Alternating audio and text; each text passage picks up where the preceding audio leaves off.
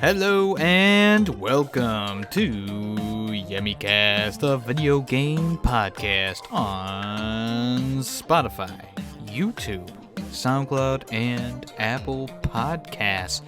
Thank you so much for coming around. If you're here for the premiere at 4 p.m. Eastern Daylight Savings Time on YouTube, thank you very much. If you're here for any of the other platforms, I appreciate you nonetheless.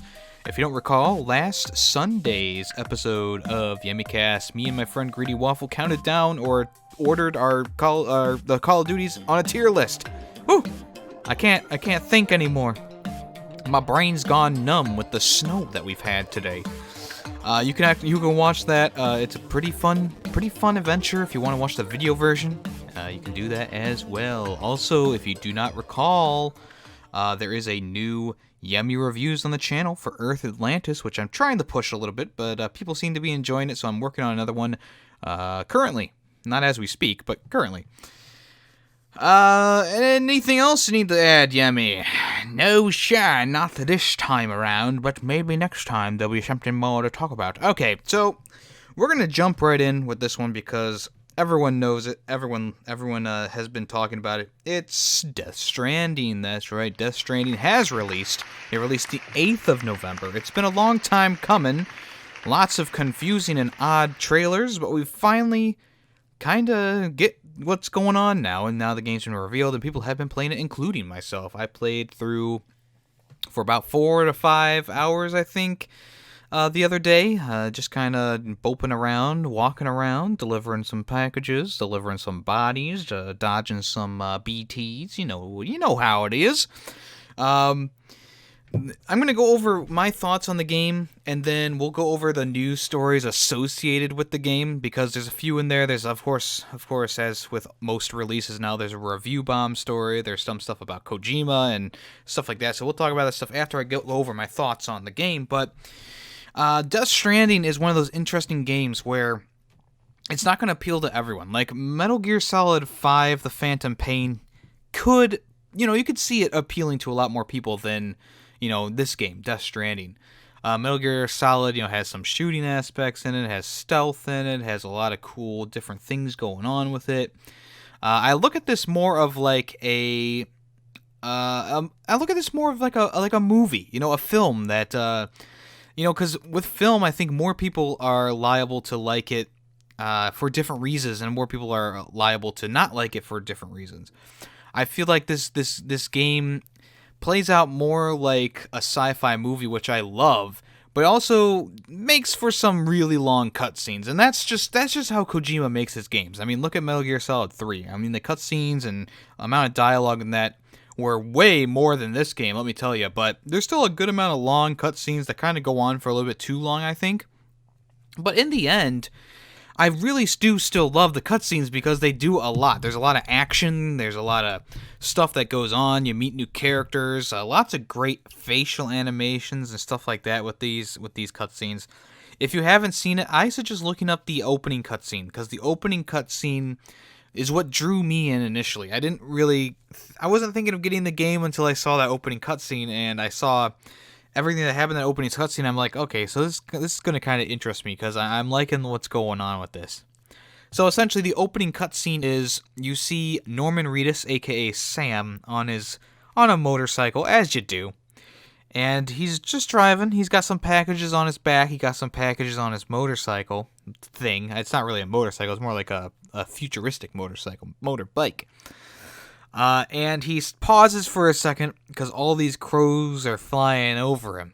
And something drips on his head. It's either bird shit or a raindrop. But he puts on his hood and he starts driving. He changes his vehicle to all-terrain mode, and he starts driving, and he reaches a cliff, and he's like, oh shit, I can't get around this cliff. And then you see why the birds and him are running away from this rain so fast is because the rain is actually called timefall, I think it's called, and it makes it so that you age, or whatever the rain hits ages really, really fast. So what you see is a crow lands next to him, shrivels up, turns white, turns bony. So he has protective stuff on him that covers him that saves him from turning into an old man and then crippling up and dying. So he eventually jumps a gap, runs into a woman, goes into a cave, all that kind of stuff. But the opening stuff in the game, like you get to the gameplay a little bit faster than most Kojima games, and essentially it kind of teaches you things as you go. There's a lot of things that work together in order to make the game a full experience. So distributing the weight on your back with packages is really one of the basic things in this game you need to be careful of. If you drop packages, it'll damage them, and if you deliver them damaged, you get less score, a worse score, etc., etc. So you pick up all these packages lying around. You get the scanning ability. You learn your weight management. The one thing that's kind of annoying but also makes sense in this game is you have to hold L2 and R2 if you have a big load on your back to keep you steady. It gets kind of annoying when you go on longer treks, like the second delivery you have to do. I'm not going to give away any spoilers, of course, because I don't want to spoil people. That's not what I do. So that does get a little annoying at times, but it really is a cool mechanic because there's areas where Norman will start, or Sam I should call him, starts to fall down or something like that, and you have to kind of hold R2 or L2 to kind of steady yourself to keep going. But yeah, a lot of the cutscenes, they build a lot of tension. They're choreographed really, really well. You learn very quickly that this ain't New York. This is a strange fucking place. It's still America, but it's not anything like you've ever seen. And what you find out very quickly is if someone dies, their body starts to become that black goop, and it literally blows up like an atom bomb. So you have to get it to an incinerator in order to stop that from happening. They've lost several cities just because of that. And you find out early on that that guy committed not live. Sorry, YouTube ads. It's not been 10 minutes, so I can't say the S word. And they found him like a day after he had done the deed, and it's your duty to help get this body to the incinerator. But things happen along the way. There's really just, the cutscenes are so cool in this game. I wish I could describe more, but you really have to see them for yourself. They're really, really well done, and they really draw you in. And a lot of people are complaining that the first few hours are boring. So boring. I don't know. I was really enjoying the first few hours. And right now I've just gotten to a point where it's like, okay, you gotta have your main mission of the game, start walking. And I can tell that the game is probably going to get a little monotonous after a while because a walking simulator is not exactly what people find entertaining. So if you are a streamer or video maker, it's going to be more difficult than ever to make this game look entertaining. But I feel like the personal experience is what Kojima was really going for, and those moments where you're just kind of walking and taking in the view are the best moments of the game, along with the cutscenes in it, of course. Of course, later on, you get the little baby, and you kind of learn about what it does in more detail, and a lot of the guest actors, like Guel Gontoro, whatever his name is, they have a lot more lines and a lot more to do in the game than I thought they would. It says guest appearance, but damn, they speak for hours on end. The one cutscene that's really dragged out, there's one towards the end of when I was playing that was just like, so Sam goes into this this room, and he's talking to someone, and he seems to be flip-flopping along targets, and finally he's like, nah, I'm not going to do it. And then eventually he's like, yeah, okay, fine. It's like, we could have just skipped right to the, okay, fine, I'll do it, but we had to see some interesting stuff going on. But this game has a lot to say, but also has, I don't know, it seems to say too much at times, it's a lot to say in this game. There's a lot to take in, and like I said, it's not like a shooty, go wild kind of game. It's not like a crazy, amazing gameplay or something like that. It's very basic, but it all kind of works together to form this interesting narrative and this interesting concept for the future of package delivery. And it's cool. It's cool. I'm enjoying it. There is no fast travel system, so you do have to walk everywhere, especially if you don't have your bike. And I think I'm gonna really enjoy this game, and I really want to get this game chugging along. Like I said, personal experience.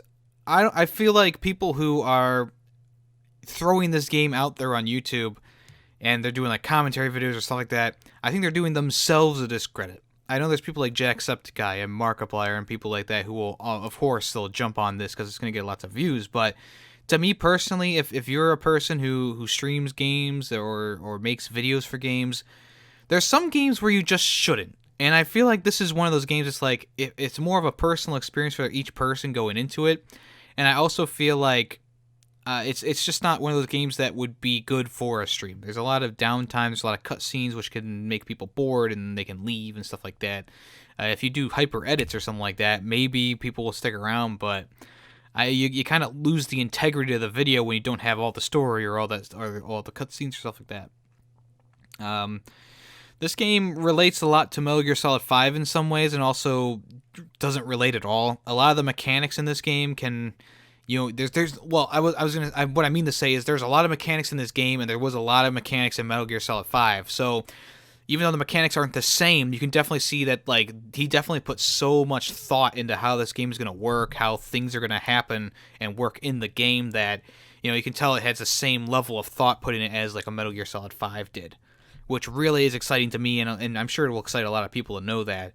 It doesn't play anything like Metal Gear Solid 5. There's some stealth stuff in there, but a lot of it is just like, not really puzzle solving, but kind of figuring out how to get to a place without falling over, losing your cargo, stuff like that.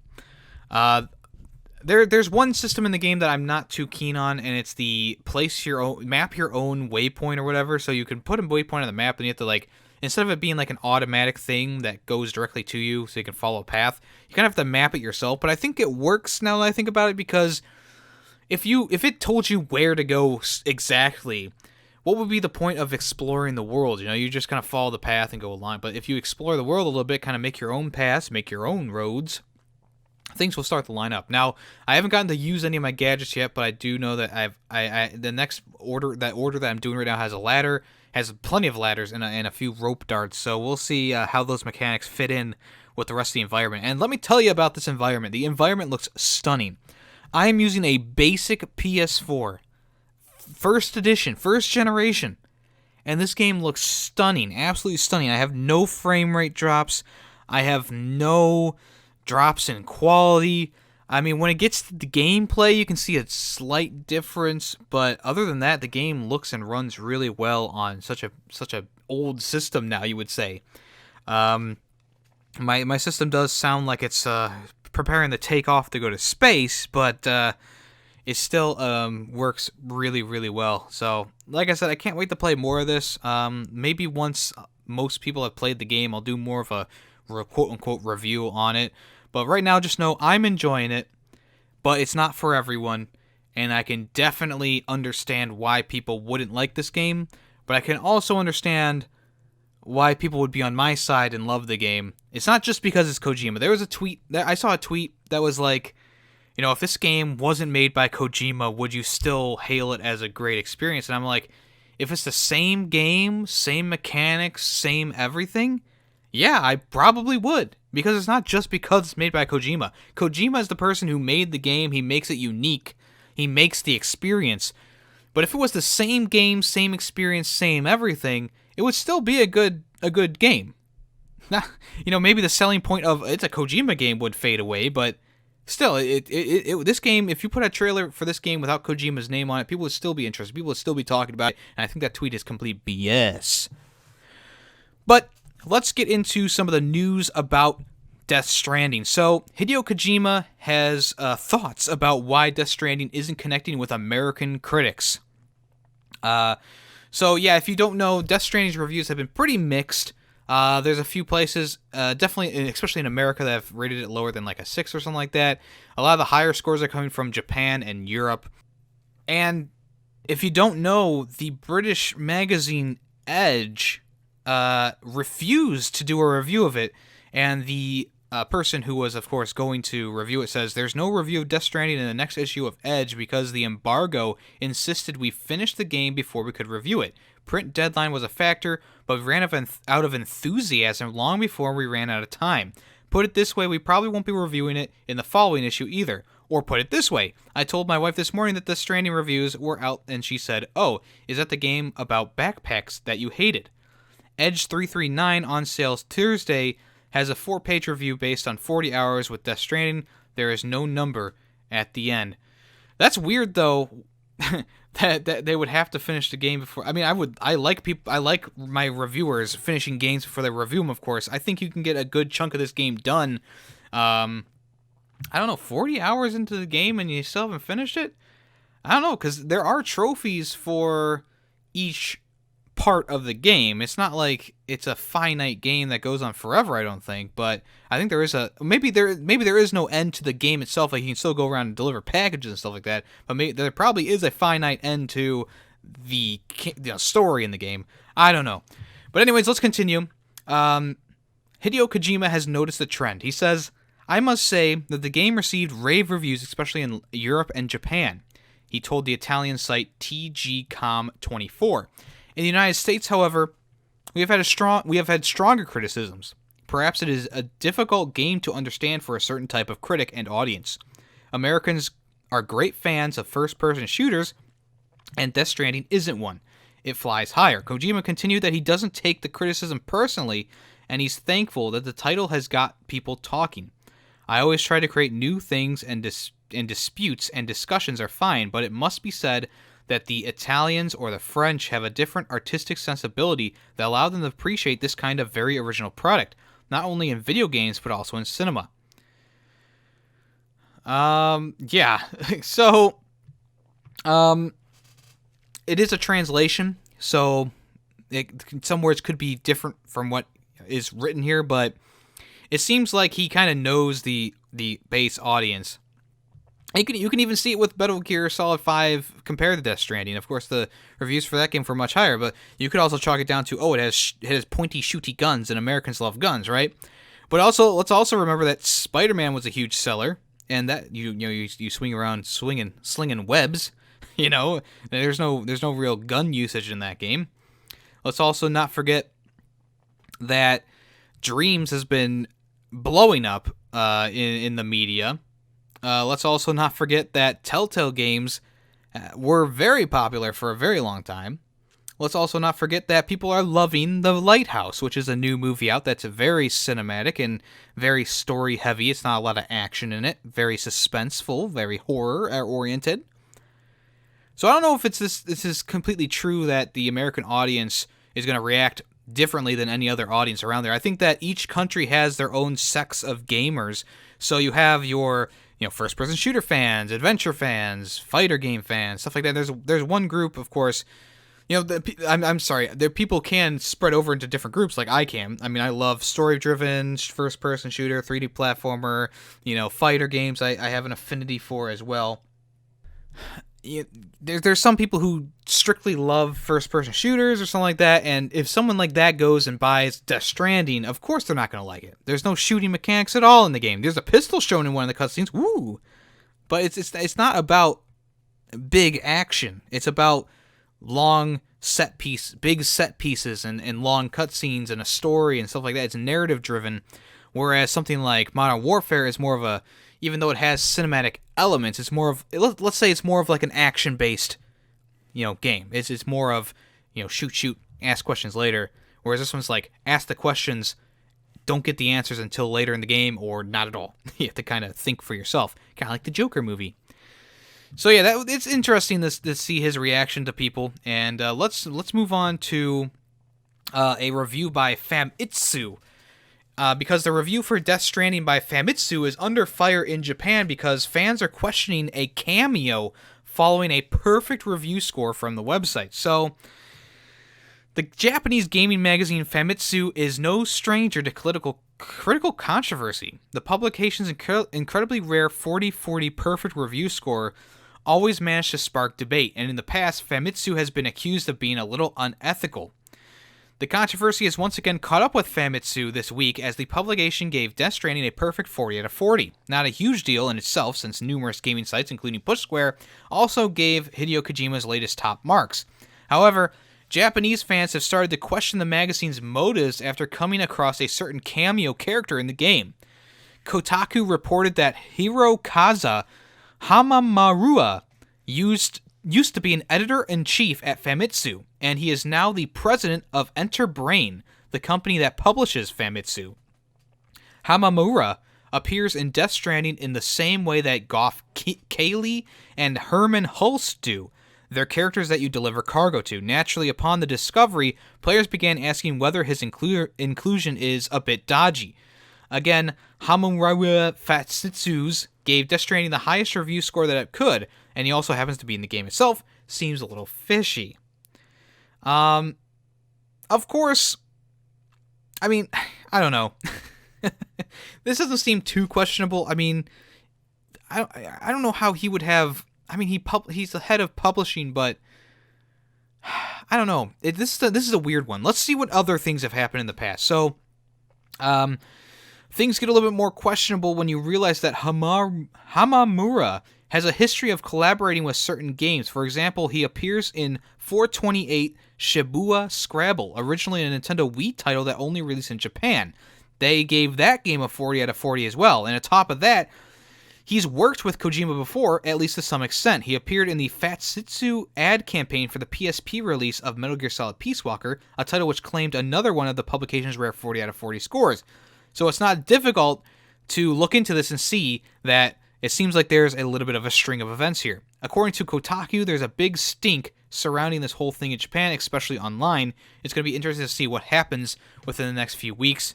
Now that we've kind of seen the trail of Skittles there, Skittles, people are like, what the fuck? Usually it's like M&M's, or like Skittles. Hey, I like Skittles.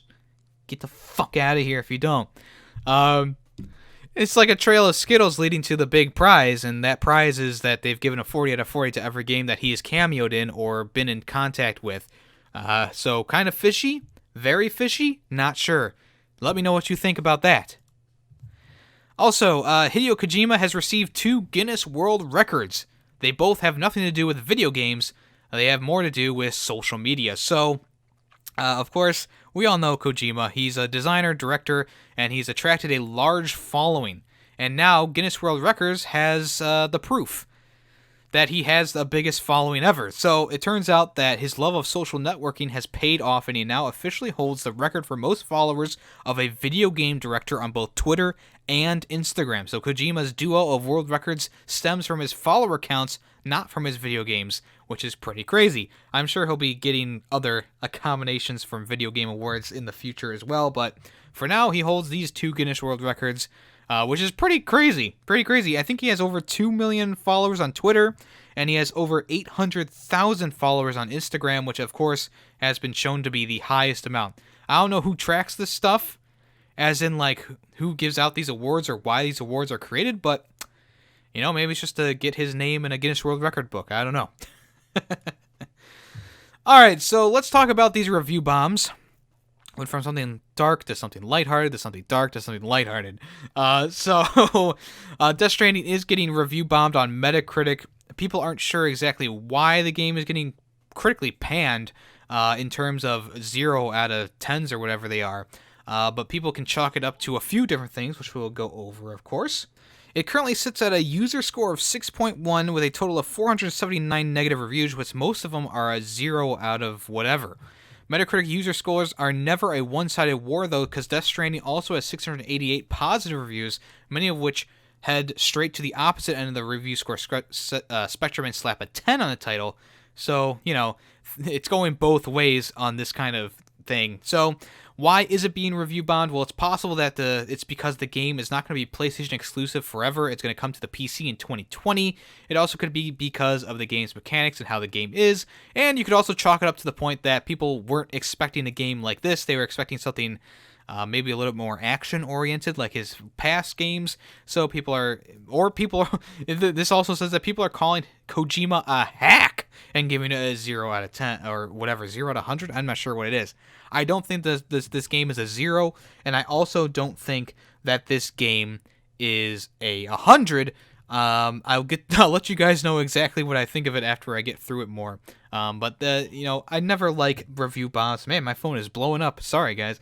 I never have liked review bombs, but it happens. It happens. All right, so Death Stranding saves a lot of data on your PlayStation. There's a lot of autosaves that happen on your PlayStation 4, and people have been noticing. It's not anything too spectacular, but going through the game, you might get about a gig of memory filled because of how many times it autosaves. A lot of times it just autosaves, and there's nothing going on, and it might autosave another step. It's very strange. So Sony has come out and said that they've told GameSpot that the system is working as intended. So, maybe a future patch will lighten the load or maybe auto save less. I found the saving mechanic to be fine in this game. I just save as soon as I get somewhere. But it seems like the game is auto saving a lot. And most individual saves only amount to about 13 megabytes. But Liam Croft, who is from Review Machine, I think that's what it's called, has about 833 megabytes worth of autosave. So that could cause a problem when saving to the cloud via the PlayStation Plus program.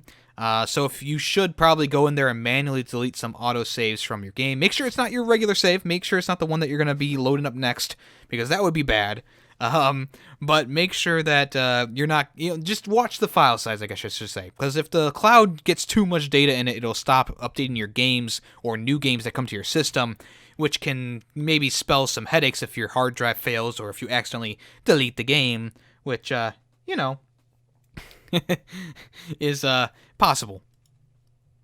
All right, so that's all the Death Stranding news. Let me know what you guys think of the game. I know I talked to a few people about it, Tim Foolery Gaming and Speedy from Useless Gaming. So we'll see. What do you guys think of it? Let me know in the comments below or in the chat right now. I'll wait. All right, so Star Wars Jedi Fallen Order is skipping the EA Access trial because there could be spoilers. That's right, EA Access subscription is, of course, not the best thing around, but people are wondering when they're going to be able to play Star Wars Jedi Fallen Order early for a limited time. And unfortunately, there's some bad news because there's not going to be a 10-hour trial at all, despite the fact that one of the service's biggest selling points is its early tests of upcoming EA games. The publisher broke the news on Twitter, stating that there won't be early access trial in part to reduce the risk of spoilers. To make up for that, EA is offering subscribers 2 exclusive cosmetic items that don't look the least bit interesting, but, at least it's something. So EA came out on Twitter at EA Access saying Star Wars #Jedi Fallen Order launches this week. EA Access members get 10% off the game. We've opted not to have early timed access play first trial, in part to reduce the risk of spoilers. Instead, EA Access members get these exclusive cosmetics. So let's look at these cosmetics. Woo boy! Oh, look at that! Wow! Green and white, exclusive, with black and orange. And then the little robot dude also has the same color configuration. Now, I was expecting like a lightsaber color or something a little bit more flashy. This seems very basic. Yeah, I don't know why they would do this instead of like something a little bit more flashy, or give it like maybe an hour-long demo instead of a full 10-hour one to give people something. The trials were a big part of the game because people are like, well, what if I don't like the game? I can always just, stop playing it with the EA Access. But now it's like you have to buy the game in order to even get a feel for it. Very strange that they would cut out the demo entirely. But of course, this is EA that we're talking about here, so it's all in the realm of possibility. Okay, so, hey, the brand new Sonic movie trailer is officially revealed. That's right, the new Sonic the Hedgehog trailer is revealed, and it's got the new and improved look. If you don't recall, the movie was set to release this year around November time, and now it's going to be releasing February 14th on Valentine's Day. So take your waifus and your body pillows to see the Sonic the Hedgehog movie. Fellow, I know you're going to be bringing just a full-framed picture of Sonic's feet. That's going to take up a whole seat. Someone's going to be like, sir, can you move this photo? And you're going to be like, merge! Anyways, so if you don't recall, the original Sonic design was pretty god-awful. Teeth and all that. Not very good looking. Now, the new Sonic design is definitely more the style that people were expecting. He actually looks closer to the character now than ever before. Obviously, I think the conspiracy theory that they set out that trailer on purpose was a little bit of a fluke. I mean, I don't fully believe it anymore, but there's still a little bit of something there for that. But there are 2 trailers now available. There's one that was released in America, and then there's also one that was released in Europe and the UK. They are actually 2 different trailers, so if you want to, you can watch them both on the Paramount Pictures YouTube channel. I don't know if you have to do a VPN. Oh no, there's a different one. There's Paramount Pictures UK. You can also go to that one as well. Wow, the regular Paramount Pictures has 1.6 million subscribers, and the UK one has only 480. Wow, where you at, you Brits? Show some support for your Universal Studios YouTube account there. Although, I shouldn't be stalking because I'm not even subscribed to Universal Studios itself, so whatever. But anyways, the new design, way better. The new trailer, though, kind of cringy. I know a lot of people are loving the design, but I think, even though I love the design too, just everything about this trailer kind of didn't resonate with me. I felt like the jokes didn't land, and I felt like things just were a little bit on the cringe side of things. But let me know what you think, because this podcast is open-ended, right? I'll give you a second to let me know what you think right now. Boo! You stink! Oh, sorry. Did I accidentally press that button? All right, so Just Dance 2020 on the Wii has outsold both the Xbox One and the PlayStation 4. Can you believe it? No, I cannot. So, this is based on UK sales, but I believe it's similar for around the world. So, as you know, in the original E3 reveal of Just Dance 2020, they showed Wii on it, but not Wii U. And a lot of people were very confused about that, including myself. And once you get down to the nitty-gritty of it, a lot of people still have Wiis, and a lot of people still love using the Wii. And it's not that big of a shock that a lot of Wii games have sold. It is a big shock, however, that it outsold both the Xbox and the PlayStation 4. Not sure about the Nintendo Switch yet. So, Nintendo Life went out and said that the PS4 version made up just 14% of the game's total opening week sales, while the Wii edition boasts 21% of the market share. The Xbox One version did worse, with only 10% of the sales coming from the Green Giant. This means that the combined sales across Sony and Microsoft systems only just managed to beat out the console 2 generations old. So maybe people need to stand up, get up, and buy Just Dance 2020 on the different platforms to beat out the Wii. We can't let the Wii beat the PS4. Come on, guys, band together. It doesn't matter if you enjoy dancing or not. Go out there and buy the game. Actually, this is fine. Alright, so the PlayStation Store has hit a new low, as quoted by PushSquare.com. There's an avatar on sale for $99, and someone actually, apparently, bought it. So the original story is that a new avatar for $99.99 went on sale on the PlayStation Store last week. And it was called State of Anarchy, Master of Mayhem, Golden Prince Avatar. It was released November 1st, 2019. There's no description or anything on it. It's just a golden avatar. The guy looks like a Middle Eastern lad with a nicely shaven beard, if I might say. And yes, it was on sale for $99.99. This has been the highest priced avatar on PlayStation history, and now is the highest priced sold avatar on the site. So the PlayStation Store has a review system. If you buy something, you can rate it to stars, and now it has one review rating of 5 stars out of 5 stars. So either someone got a redemption code for this, or they actually went out and bought it. In any case, it's 5 stars, and that is fucking insane. And this story was brought to us by Wario64. Thanks, Wario.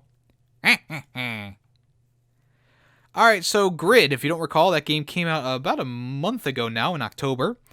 It's 40-car mode, apparently not possible on the PS4, but it is launching with it on the Google Stadia, or so they say. So, Grid released on October 11th last month to some decent reviews, and I actually was interested in the game itself. I'm going to buy it on sale, of course, but it has already it's already been shown that it's going to launch on the Google Stadia before the year is over. The streaming service, Google service. I'm not going to say giant yet because it's obviously not sold anything. So, speaking with WCCF Tech, development director Mark Green revealed that a new mode will ship with the game's Stadia launch that places 40 cars on the track. It won't be making its way to PS4, however, because apparently it simply isn't possible on current gen hardware. Perhaps the area with the biggest difference was the streaming, but also the ability of the Stadia to talk to other Stadia so quickly transforms some ideas around multiplayer. For example, developing a whole new mode for Grid Stadia, which has 40 cars on track at the same time, something that just isn't possible with other hardware. I'm not a developer myself, but I'm pretty sure there's other games that have had 40 cars on the track, or, look, 100 people on Fortnite, Apex Legends, all these games that are giants that obviously could handle above 10 people on a server. There was a game on the PlayStation 3 that allowed 100 plus players in multiplayer matches. I forget what it was called, but it was a crapshoot. What is this? This just seems like it's a Stadia exclusive thing, and they're not advertising it that way. They're saying that the older console generation just aren't powerful and stuff. It's like, well, kind of bullshit, one, and two, the Stadia should be lacking in like processing power or something like that. It's a streaming service. I guarantee this mode's not going to work. We'll see some crazy ass articles come out that's going to say, Grid, it doesn't work, guys. 40. Well, maybe I'm wrong. Maybe I'm the crazy one here.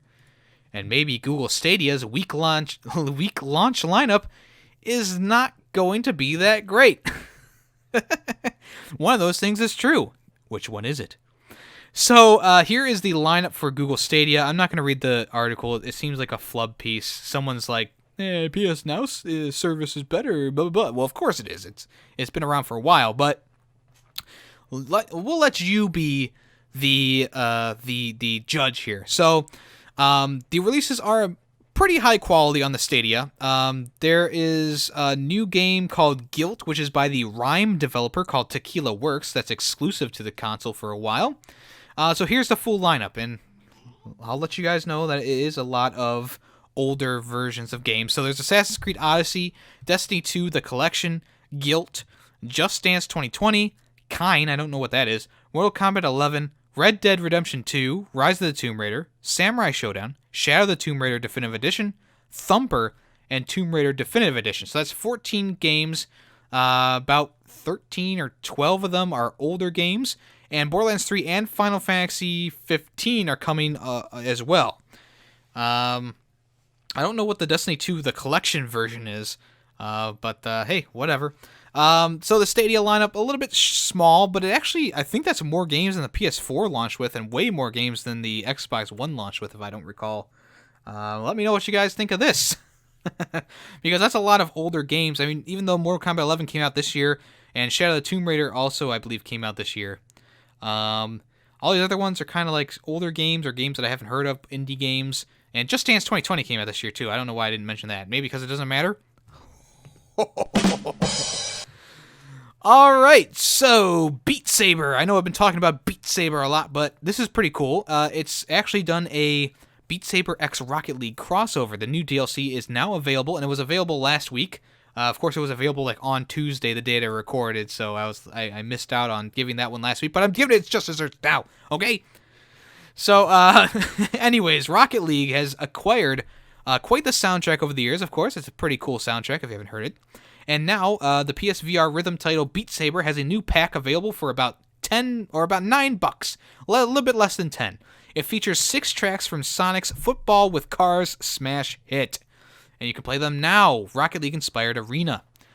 And also, Rocket League itself has some Beat Saber stuff in it now. There's a topper that looks like a Beat Saber block, and the boost trail that sprouts cubes from your vehicle exhaust, which are now available for free if you should unlock them automatically. So what are the songs in the pack? Well, I don't see a list. Let me click on the YouTube video real quickly just so I can see if it's here. It is not there. Okay, let's click on the PlayStation Store. Let's see. It does not have it doesn't have a description of all the it doesn't have names of the songs. It doesn't even say how many are in it. What? Alright, moving on. Fuck it. Alright, Skate 4. So hopes have been tattered after EA has left the trademark to expire in the United States. So EA, the Skate series is loved by a lot of people, and I have not played the Skate series, but I know the love for the Skate series. But EA decided to let the copyright, literally, or the patent, I'm sorry, the trademark, go abandoned status. So there was a lot of things that were happening last year and a little bit this year that were giving people hope that a Skate 4 reveal was coming. They actually turned the Skate 3 servers back online before E3 2018 last year, and that sparked a lot of hopes about something happening, but of course nothing did. And now the publisher has seemed to drop Skate, as the trademark has now been officially labeled abandoned. The listing on the United States Patent and Trademark Office shows that the trademark archived this status on 1st of August 2019, so it seems like Skate 4 is now unlikely now more than ever. So, do you guys like the Skate series? Not sure about it myself. I never played it, of course. Was this the game where it showed you which bones you broke when you landed on the pavement or something like that? I felt like that was pretty funny. I don't remember, though. Alright, so Ghost Recon Breakpoint. I know I haven't talked about it a lot, but there is a new patch out that includes a gigantic list of gameplay adjustments and bug fixes. So if you don't recall, Ghost Recon Breakpoint has gotten a bit of controversy, a bit of poor reviews on it. And patch 1.04 has done a bunch of gameplay adjustments and some bug fixes as well. And it's pretty big. A lot of things to read here. So let me just go over the patch notes real quickly with you guys. I have not played this game myself, so let me know if these actually are going to affect you.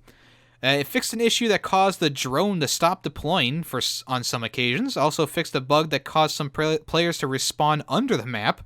It also fixed an issue where changing fire rate while ADS deployed the drone. Fixed an issue where L3GP night vision goggles blocked the weapon's reticle while in third-person view. Fixed an issue where the mission completion tutorial pop-up would display after every loading screen. Fixed an issue where scopes would flicker when players ADS. Ghost War adjustments. Sniper weapons no longer one shot while using a Rolling Thunder perk. Fixes implemented the Ghost War stat tracking. Ghost War stats are now displayed correctly in loadout menus. Shooting downed enemies will no longer trigger hit confirmations. Added a cooldown to ping system to avoid spam. Mission interactions is now prioritized over vehicle interaction. Okay, that's good. Players can now do a camera shoulder swap while in cover. It will also rotate the main player on the spot. Stamina adjustments. Jesus Christ, my phone's going crazy. Increase the base stamina by 66%, increase stamina regen speed by 75%, and reduce the stamina consumed when sliding by 50%. Also fixed the bug where players could get stuck after using their ability or frags while Panther class is equipped. And finally, it realigned the angle of the panoramic night vision goggles to align better with the character's eyes. Holy shite. Alright, so Herman Hulst of Guerrilla Games has become the head of PlayStation's worldwide studios. So, last, I think it was maybe a month ago, Sean Layden departed Sony, who left without much ceremony or pomp and circumstance.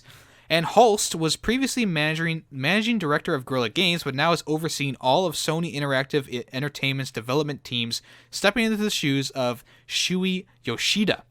PlayStation CEO Jim Ryan speaks very highly of Hulst. In a statement to Game Industry, he said, Herman is one of the most effective and well-respected leaders in the video game industry. He is a passionate advocate for the teams he leads and understands how to empower creative talent to build great experiences.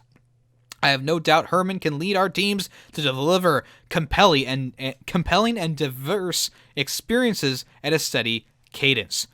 Replacing Hulst at Guerrilla Games will be Angie Smets, Jan Bart van Beek, and Michael van der Leeuw, who step into joint role as co-heads of the studio. That's 3 people for 1 person leaving. Wow. Maybe they couldn't decide. They just couldn't decide. So Yoshida's new position will involve looking after smaller external studios in a new role within the company. Yeah, we'll see how Hulst does. He seems to be pretty competent. I believe he was the head, where he was lead on the Spider-Man games. He was also lead on at least 2, I think, of the Killzone games. Shadowfall and maybe 3? I'm not sure. I'd have to look it up. But yeah, there you go. Alright, so Days Gone has a Death Stranding crossover with the latest patch. Ben Studios, who is a developer behind Days Gone, came on Twitter and revealed that patch 1.60, or 6, adds a handful of new bike customization options related to Death Stranding, and they're pretty cool. So, on Twitter they said, with the release of our 1.6 patch and tomorrow's launch of Death Stranding, we added a new Death Stranding themed bike tank, detail, and frame paint.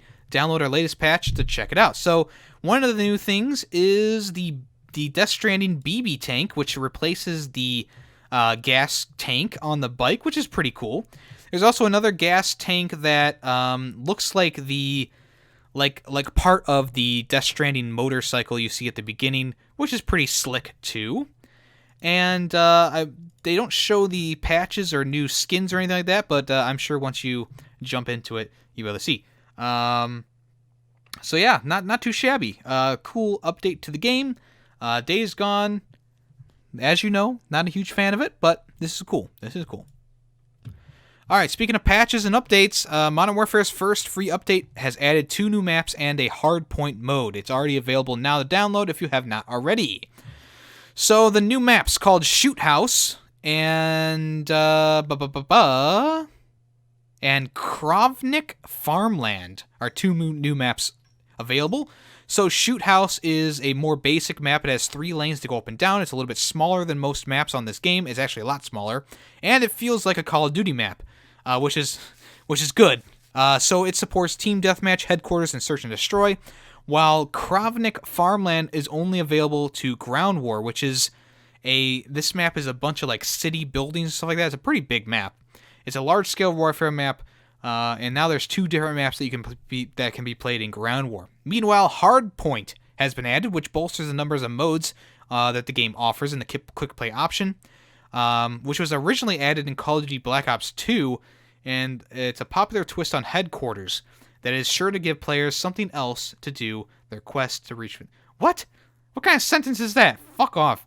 I don't remember what Hardpoint. I mean, I think Hardpoint's just you defend the area, and you have to defend the area. So yeah, I played that a lot in World War II, Call of Duty World War II. I did enjoy it myself. I did. So maybe I'll jump into that. I feel like Headquarters and Hardpoint are good modes for this game because people like to camp a lot in this one, and I feel like I get better games when I play Headquarters at least. Because people are moving around and running around. Like that new Shoot House map, I tell you, I had a lot of fun playing that map when it was Headquarters or whatever.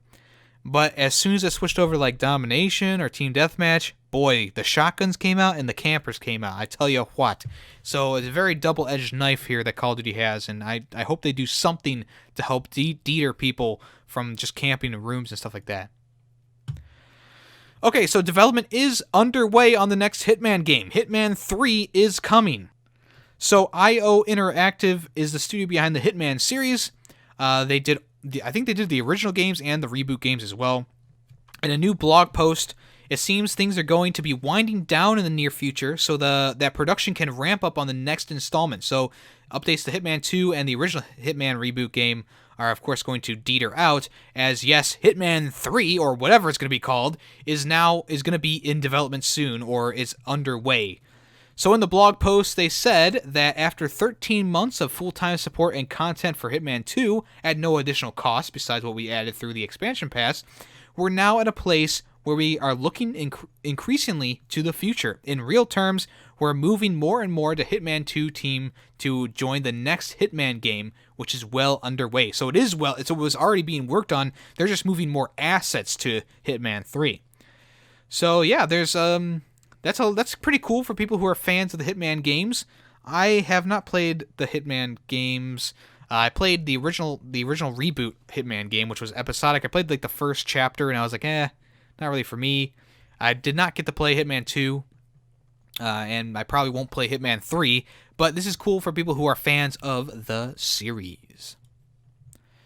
Alright, so Anthem has added some new Mass Effect skins, and they're probably the coolest thing in the game at this point, and I agree. BioWare has added 4 Mass Effect-inspired skins to Anthem, just in time for N7 Day, which is November 7th, which already passed. And they're pretty cool.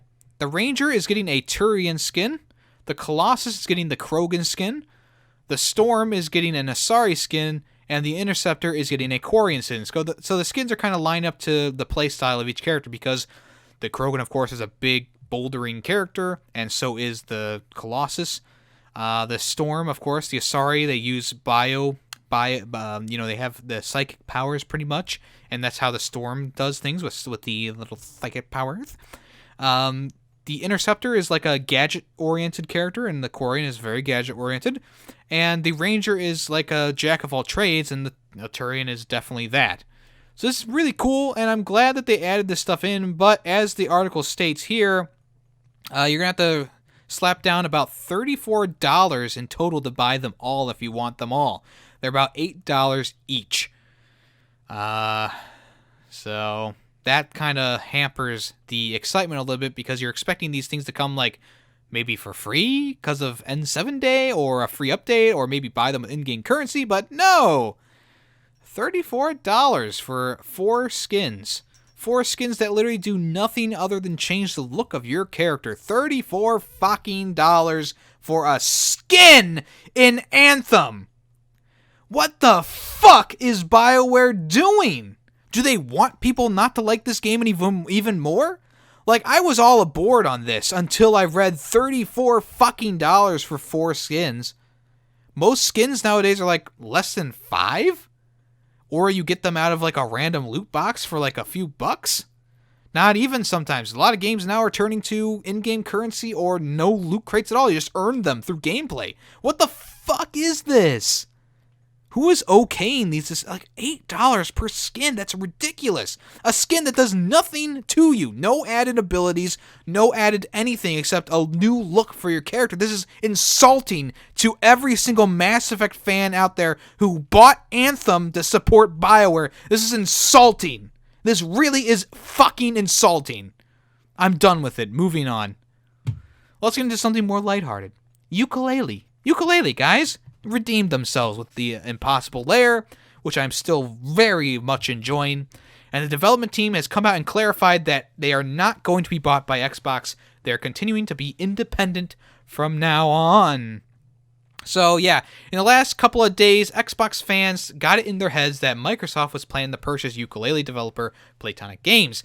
Piecing together very vague evidence in order to form a narrative, internet message boards seem to be convinced that they were onto something ahead of the hardware manufacturer's 2019 event next week. Speculation got to the point where the UK-based studio felt the need to come out on Twitter and say a statement about it.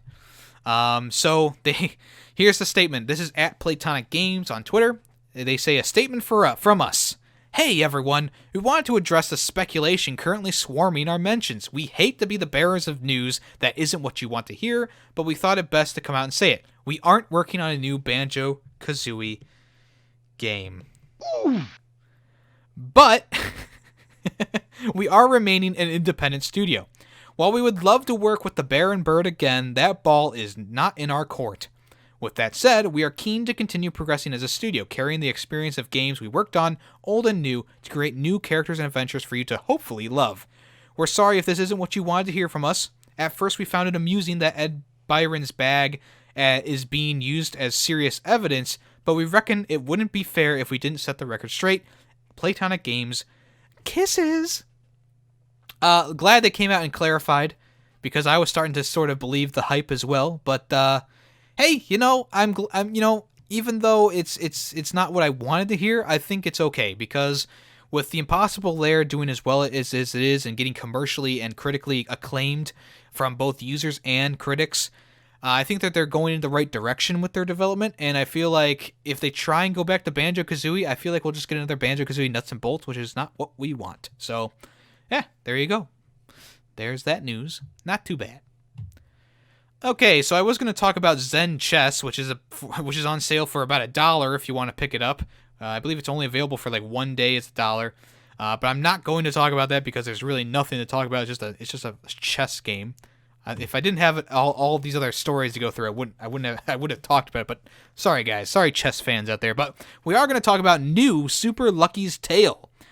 The development team is open to a sequel because they still have some unused ideas. So there's a big interview with the creators of New Super Lucky's Tale, the development team. The director Dan Hurd revealed that Playful was open to the idea of a sequel and even had some unused ideas he would like to put to use one day.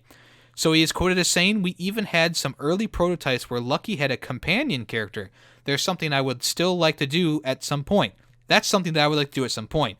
I think we got too complicated with it, but there's a really cool opportunity for that if we do go for like a sequel or something from this title, and those are the types of things I immediately look to." There's a full 18-minute interview with Nintendo Life on their YouTube channel with Dan Hurd if you want to listen to that. Also, he said that working with Nintendo re-energized the new Super Lucky's Tale development team. So he says, "We saw the energy and the passion that the development team had to keep going with the Lucky franchise, and we said, okay, let's just keep going. Let's take that and put it into the product and keep evolving it and improving it. We met with the Nintendo after that. We combined those superpowers with the energy Nintendo brought to it when we first laid their hands on the game. Or they first laid their hands on the game. On the early builds of the game, they were so thrilled by it, and that just re-energized us even more. Playful was also thrilled by the warm embrace when Nintendo tested it out. We felt that the Nintendo audience was such a perfect fit for the game like this, but we didn't know at the time how Nintendo was going to feel about that. And it has just been the most warm embrace by their team. They played it. They didn't know either, I think, but they sat down, they played the game, and you know what? They kind of just looked up and smiled. That's basically it. That was like the best feeling because they know their audience and they know the quality they expect of games, especially that they're going to kind of partner with the developer directly to bring something to the market. And so having that embrace, it means a lot to us. Please, if you are an editor of an article like this, please fix the errors in the grammar. This is so frustrating to read because now I feel like a dumbass. I feel like the guy who's reading this word for word verbatim and just fucking things up. Please fix that shit.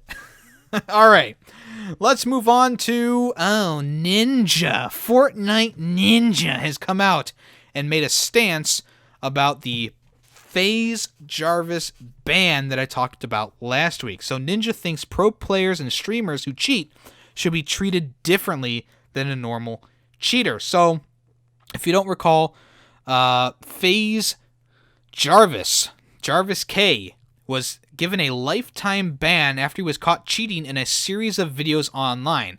I watched the one video at least. I think there was only one. And the video was so cringy. He wasn't hiding the fact that he was using an aimbot. He literally recorded that and said, "This is an aimbot, guys. Wow." And they were freaking out about how good of kills they were getting. They're like, "Oh, I'm amazing." And it was just so cringe. It's like, of course you're amazing because you're using aimbot, whatever. The video was pretty careless in the fact that, they were like, "Oh, don't, we're using an IP scheme, we're doing a different computer, blah, blah, blah." So they're teaching kids like, hey, it's okay to cheat because you're not going to get caught and your account won't be banned. But Epic Games decided to use him as a scapegoat, or what would you say? A spit roast pig? I don't know. They're using him as the example for all the other people who might possibly go and cheat. So Tyler Blevins, who is known as Ninja, he's also written a book, which is awful. He's the world's most popular Fortnite streamer. And he shared his thoughts on the ban during a stream, stating how he believes the content creators who cheat should be handled a little bit differently to regular players because of how they earn a living. He's quoted as saying there's a difference between a content creator who has millions of subscribers, hundreds and thousands of followers who get banned from literally what makes him money, and some kid who has absolutely zero following, has zero money that comes from gaming and hacks. You ban that kid, nothing happens to him. Nothing happens. Oh no, he can't cheat anymore. You ban Jarvis, it's different. The stakes are different. It should be handled a little bit differently. You ban one, you ruin his life. You ban the other, he makes another account and keeps cheating. It's different. It has to be handled differently. Now, that's false because if they ban your IP address, it should ban that computer in general. Unless they buy a new computer and they mask their IP with a VPN, they shouldn't be able to come back and cheat. That's beside the point, though. Later in the same stream, Ninja said he regretted his initial comments and stated how the ban should 100% be there, but issue a warning about punishing creators at the same time. He's quoted as saying, without your content creators as well, though, it has a negative impact on your game. He mentioned how punishment for juveniles who cheat should be different, just like it is in a legal system. Now, I do kind of agree with that. I mean, he's 17 years old, Jarvis, 17 years old. I did stupid things when I was in high school too. This was obviously his living. He cried real tears, guys. He cried real tears, but here's the thing, and I'm going to quote the Joker again. You get what you deserve. You cheat, you get banned. That's the end of it. Now, whether he should get a lifetime ban is up to debate by a lot of people. Maybe he should only get a year ban. Maybe he should only get a 3-month ban. The problem is, if you treat him differently, you have to treat all the other people differently too. It's a two-edged sword here. Double-edged sword? I said that wrong. Because people will be up in arms about him getting lax judgment because he was a streamer, compared to the kid who, maybe accidentally, or not accidentally, but the kid who has 0 subscribers who cheated, who got a lifetime ban. People will still compare those two things, and it will still be two opposite sides of the coin there arguing against each other. Me personally, guys, Jarvis deserves a ban. He knew what he was doing. I watched that video. He knew what he was doing. He knew what he was getting into. He sought out those hacks to use for a video. And the fact of the matter is, you put it online, Epic Games saw that and said, you cheated, you're out. You get what you deserve in this case. If he was trying to mask it, if he was using it in like actual gameplay and streams and stuff like that to kind of goof on people, or maybe even pretend that he was good at the game, I would understand that a lot more. But I still understand why they implemented this ban. And you know what? You can dislike the video, you can hate me if you want to, but I do believe that he deserves this ban.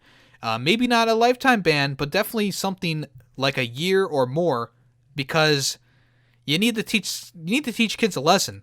And even though Fortnite might not be around for years to come, right now it's the most popular thing, and he's making money from it, which is probably funding some sort of future endeavors. FaZe Clan has not kicked him out of the clan yet, I don't believe. So he still has that, and he still has all the fans from his Fortnite days, so he could possibly switch over to a different game, or maybe start new content. Like I said, maybe use a VPN. I don't know if that'll work, but use a VPN on a new computer and set up a new account. I know you lose a lot of cosmetics and stats and stuff like that, but starting from ground 1 is better than starting from ground 0.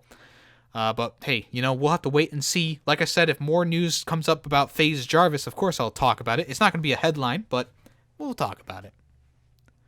Don't hate me. All right. So Five Nights at Frederick's, the trilogy, is going to come onto the eShop later this month. Now, what's odd about this is I do not believe that Five Nights at Freddy's 4 or the other games are coming to the Switch, but the original trilogy is. So the games are going to be individually released on the Switch eShop on the 29th of November, and they're each going to be priced at $8, which is a lot of money for these games. I remember buying one for like $5 back in the day. So this is going to be about a year after the creator Scott Cawthon announced his point-and-click survival horror series will be coming to the Switch and multiple platforms. As previously revealed, he's been working closely with a talented French development team called Click Team to create these improved HD ports. So Five Nights at Freddy's 1, 2, and 3 are going to be available later this year. I do not believe there is... Oh, the 29th of November. So later this month, actually. The 29th of November. They kind of missed the Halloween mark, but hey, at least you kids who love Five Nights at Freddy's will be able to play it on the go or on the toilet. So when the jump scare comes out and you shit your pants, It's okay, because the shit's not going to your pants or underwear. It's going straight to the toilet. Congratulations. All right, finally for today, probably one of the most important news of today. The Kickstarter has been canceled for Vertebreaker, which I talked about last week. That's the retro platformer from the Sonic Mania developer. The campaign is Vertebroken. Good one, Nintendo Life. Up top. So, in an update on the Kickstarter page, headcanon developer Stealth, whose real name is Simon Tomley, has confirmed that the crowdfunding campaign for Vertebreaker has been canceled after 1 week, calling the campaign a spectacular failure. He has outlined the problems in a video on his YouTube channel just called Stealth. If you want to, you can check out the full thing. Let's listen to a little bit just to get some context here. To everyone who got their hopes up, especially everyone who backed the project, I'm really sorry, but in terms of what Probably we could needed use a to better raise, mic the quality in there. Vertebreaker Kickstarter has been a spectacular failure, and we're going to drop it. In 1 week, we've only managed to raise 5% of the funds we need, and momentum has dropped to practically zero. There's probably a few reasons for that, and I know for a fact that I handled the campaign itself poorly because of the rush to get everything out the door. We're hoping to restructure and start a new campaign in a few months, but as for this one being published in the state it is, I can only provide an explanation. I'll expand on this in more detail, but the short version is, I'm broke. I know this doesn't apply to everybody, but there are a lot of people who don't understand contract work. I've seen plenty of snide comments about how I should have, and this is a quote, millions of dollars after working on Sonic Mania. That's probably based largely on the number of copies sold, but the thing is, I don't get any of that money. What I got paid was for development milestones, which aren't regularly occurring payments, but are fixed amounts that are only paid out when overall development of the game reaches a certain point. When the game's finished, that was my last payment. So, yeah, that sucks. That really sucks. If you want to, you can listen to the whole thing, like I said, on his YouTube channel, just Stealth. He has about 4,500 subscribers. That actually is really surprising to me to hear about, how he doesn't get any of this any money from the sales of the game. He just gets those milestone sales, which were not sales but updates. So obviously the Kickstarter did not go as planned. He only got 5% of his goal, which I don't remember how much it was they were trying to earn. Oh, that's what it's... Okay, so the Switch goal was set at $330,000, so that means he only made about, I would say, $5,000 maybe in the first week of having it up. And as he said, and a lot of people know, a lot of things don't last that long. Once a week is up, people forget about it, or they don't care. The game did seem to be kind of a cool concept, kind of using like a grappling hook, like speed runners or something like that, to fight and kill enemies.